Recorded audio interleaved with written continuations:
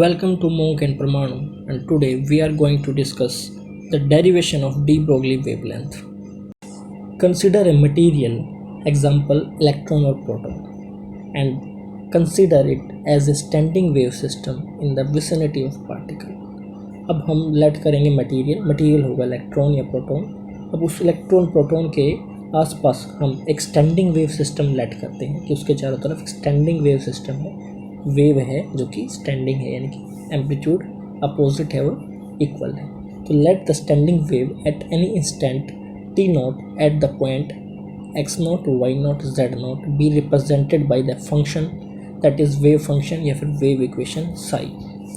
Sai is equal to psi naught यहाँ पर wave amplitude है, sine 2 pi nu naught T naught, यहाँ पर न्यू नॉट है फ्रिक्वेंसी एंड टी नॉट है टाइम, जिस पर्टिकुलर इंस्टेंट पर हम उसको नोट कर रहे हैं या फिर देख रहे हैं।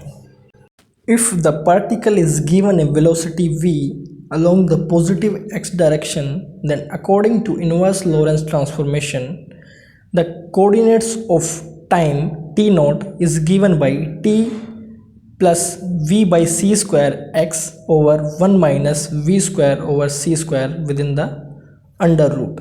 अब लॉरेंस ट्रांसफॉर्मेशन होता है, जो एक्चुअल होता है वो होता है t is equal to t naught minus v over c square x over under root 1 minus v square over c square.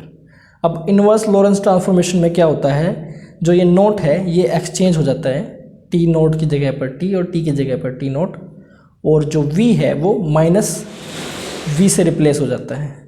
तो ये जो लॉरेंस ट्रांसफॉर्मेशंस हैं ये सिर्फ और फ्रेम ऑफ रेफरेंसेस जब चेंज होते हैं तो वहाँ कोऑर्डिनेट्स लिखने के लिए हम यूज़ करते हैं कि एक फ्रेम ऑफ रेफरेंस में कोऑर्डिनेट क्या है, तो उसी पोजीशन को दूसरे फ्रेम ऑफ रेफरेंस में हम लिखते हैं। तो कैसे लिखेंगे उसके लिए हम यूज़ करते हैं Lorentz transformation. Then the wave equation now written as psi is equal to psi naught sine 2 pi nu, और यहाँ पर टी नॉट की जगह पर हम रखेंगे अपना जो हमने इनवर्स लॉरेंस ट्रांसफॉर्मेशन से टाइम का कोऑर्डिनेट निकाला है, वो होगा t plus v by c square x under root 1 minus v square over c square. अगर हम स्टैंडर्ड इक्वेशन लिखते हैं वेव मोशन की तो वो होती है psi is equal to psi naught sine 2 pi by t यहाँ पर time period bracket t plus x by u, यहाँ पर ये टी है टाइम इंस्टेंट के लिए और एक्स है डिस्प्लेसमेंट इन एक्स डायरेक्शन और यू यहाँ पर फेज वेलोसिटी है, वो वेलोसिटी जिस वेलोसिटी से वो वेव चल रही है। अब एक और दो को अगर हम कंपेयर करते हैं तो यू जो फेज वेलोसिटी है वो आता है सी स्क्वायर बाई वी, ये हम पहले भी पढ़ चुके हैं सी स्क्वायर बाई वी, और 1/t इज इक्वल टू होता है न्यू यानी कि फ्रिक्वेंसी, और उसका रिलेशन हमें मिलता है कंपैरिजन के बाद nu naught by under root 1 minus v square by c square. अब आइंस्टीन के जो मास एनर्जी इक्विवेलेंस है, अगर उसकी इक्वेशन हम लिखते हैं वो होती है is equal to m naught c square, m naught यहाँ पर रेस्ट मास है, c square velocity of light का स्क्वायर है।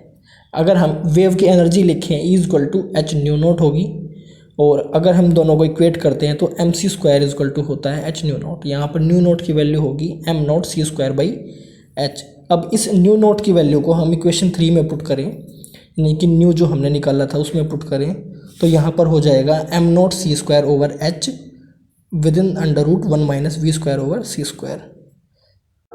अब इसी प्रकार अगर हम काइनेटिक एनर्जी ऑफ पार्टिकल लिखें इन द फॉर्म ऑफ मोमेंटम, तो मोमेंटम इज इक्वल टू होता है under root 2m kinetic energy. तो इस तरह डी ब्रोगली जो इक्वेशन होगी वेवलेंथ की in the form of kinetic energy वो होगी h/2m kinetic energy under root.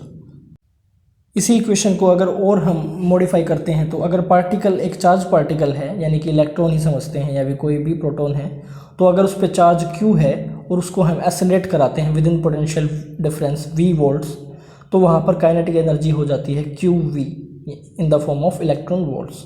तो वहाँ पर लैम्डा होगा h/2m qv अंडर रूट इसका पूरे का।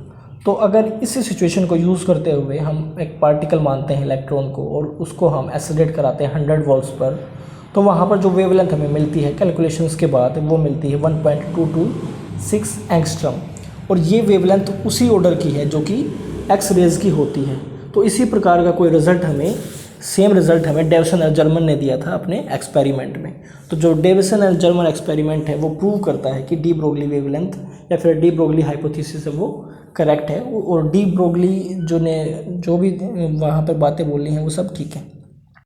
तो हम अपने नेक्स्ट वीडियो के अंदर पढ़ेंगे डेविसन एंड जर्मन उन्होंने एक्सपेरिमेंट कैसे किया और कैसे प्रूव किया डी ब्रोगली हाइपोथेसिस को करेक्ट। तो अब हम इंट्रोड्यूस कराते हैं वेव नंबर। वेव नंबर होता है के, जिसकी वैल्यू होती है 2π/λ, और यहाँ पर एंगुलर फ्रिक्वेंसी है ओमेगा, जो की वैल्यू होगी 2πν।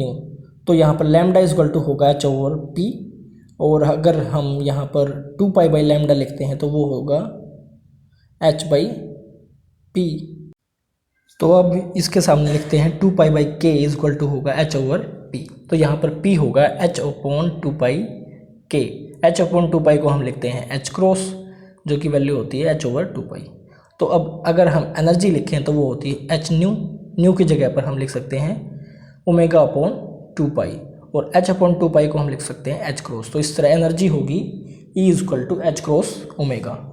अब इस सब के बाद हमें कुछ कंक्लूजन्स मिलते हैं मैटर वेव्स के अकॉर्डिंग, और मैटर वेव्स के रिलेशन के अकॉर्डिंग, वो है लैम्डा = h/mv। तो smaller the velocity of the particle greater is the wavelength associated with it.